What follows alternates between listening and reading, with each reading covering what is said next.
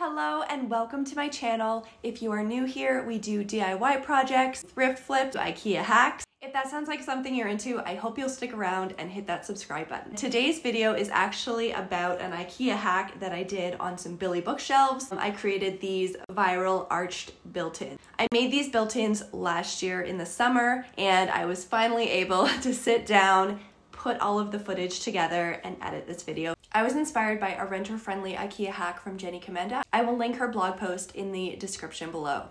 Here's how I made mine. I used 3 of these Billy bookshelves as well as the Billy height extenders. I have standard 8-foot ceilings, and this was the perfect height to allow me to create a base underneath for the bookshelves to sit on. I started by removing the quarter round and the baseboard.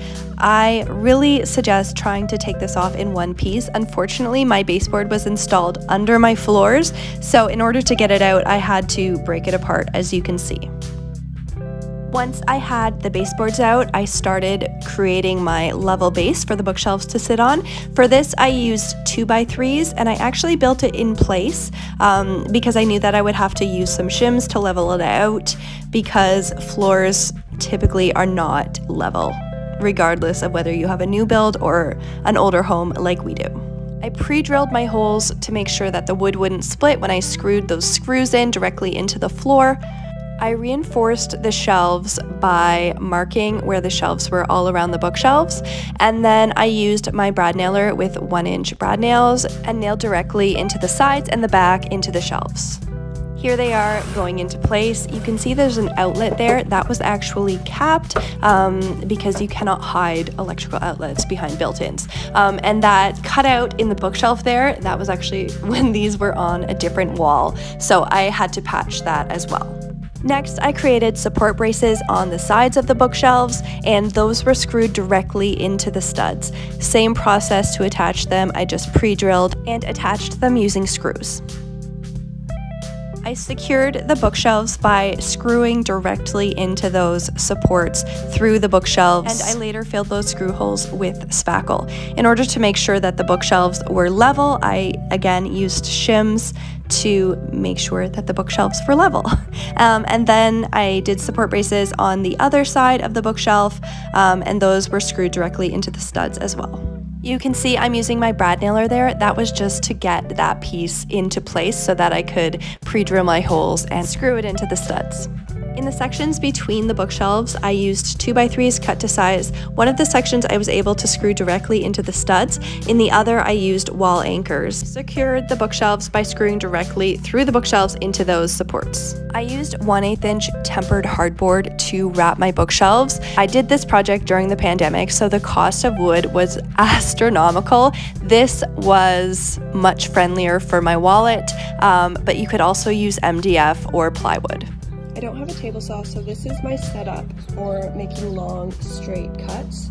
I put whatever I'm cutting on these sawhorses, and then I clamp a straight edge to the board that I'm cutting. That's going to be my guide for my circular saw. But you have to take into account the distance between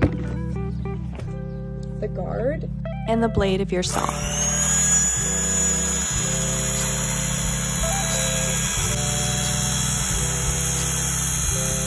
To create the arches, I measured the entire width of the bookshelf. I marked that on my hardboard, and then I decided how far I wanted the arch to come down from the ceiling. So I measured down from the top of the hardboard to that, and then I used string and a pencil. You hold the string at the halfway mark, and then you bring the pencil around to create that arch shape. Then I cut it out with a jigsaw. And just a tip for cutting these, cut on the inside of the line so that you can sand off any excess. Then I put it into place, and honestly, I was so stoked, in case you can't tell by my face. Then it was just a matter of attaching those pieces. I actually added some more supports at the front between the shelves to be able to nail that hardboard in. And then I added baseboard back to the bottom. I added a simple 1x3 piece of primed MDF along the seams, which I think turned out to be a really cool feature. Then it was just a matter of finishing work and getting it ready for paint. So I actually filled those holes that are notoriously in IKEA furniture. It just made it look much more professional, and I had already nailed the shelves into place so they're not going anywhere. And I also filled all of the holes and the gaps between the hardboard, sanded and wiped it all down, and then caulked all of the seams just to, again, make it look more professional. I didn't want to have any of those gaps around the edges. And here's a tip, if you didn't already know it, caulk guns, most of them come with a little hole. You just pull the trigger and it cuts the tip off for you, so you don't need to worry about using X-Acto blades or anything. Applying caulk is pretty easy. You just use a thin bead all along, and then for this project I actually used a cup of soapy water. You use that to smooth the caulk. Recently I've been using baby wipes for this part, but soap and water works perfectly if you don't want to go out and buy baby wipes. I just have them on hand because I have 3 kids. This is so satisfying. Look at that gap disappear. Then I primed the entire thing. I also sanded these bookshelves prior to priming with a 220 grit sandpaper. You have to make sure to rough them up a little bit just so that they will take the primer. IKEA furniture, it has that kind of shiny coating on it, so if you don't do those steps, then the paint will not stick for you. For the outside of the bookshelves, I used off-the-shelf bare semi-gloss alkyd enamel. I'll put a picture of it here. It's actually the same paint that I've used for the trim all over our house. And the best part, I think, was painting the interior of the bookshelves black. I used the color Sherwin-Williams Tricorn Black, and I color matched it to Behr Marquee semi-gloss enamel paint. You have to use an enamel paint just so that it doesn't chip, and make sure that you allow time for it to cure, because I styled these shelves too soon and had a few chips. I did 2 coats of primer and 2 coats of paint. Then I styled them, and this is how they turned out.